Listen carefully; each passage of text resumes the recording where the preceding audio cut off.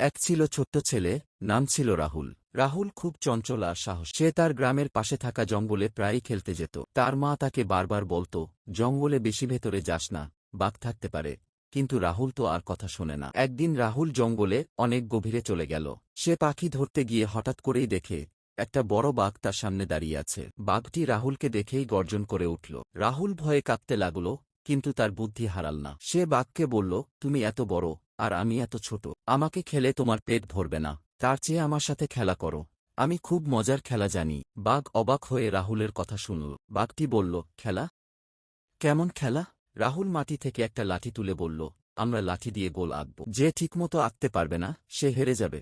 বাঘ রাজি হয়ে গেল। রাহুল প্রথমে লাঠি দিয়ে গোল আঁকল। বাঘও আঁকতে গেল, কিন্তু তার পায়ের নখ বড় হওয়ায় গোলটা ভালো হলো না। রাহুল হাসি দিয়ে বলল, তুমি হেরে গেলে। বাঘ একটু রেগে গেল, কিন্তু তারপর হেসে বলল, তুমি তো সত্যিই বুদ্ধিমান। ঠিক আছে, আজ তোমাকে আমি কিছু বলবো না, কিন্তু আবার দেখা হলে সাবধান। রাহুল সেখান থেকে দৌড়ে বাড়ি ফিরে এল। এরপর থেকে সে কখনো জঙ্গলে একা যায়নি। আর সে বুঝতে পেরেছিল, সাহসের সঙ্গে বুদ্ধিও থাকতে হয়।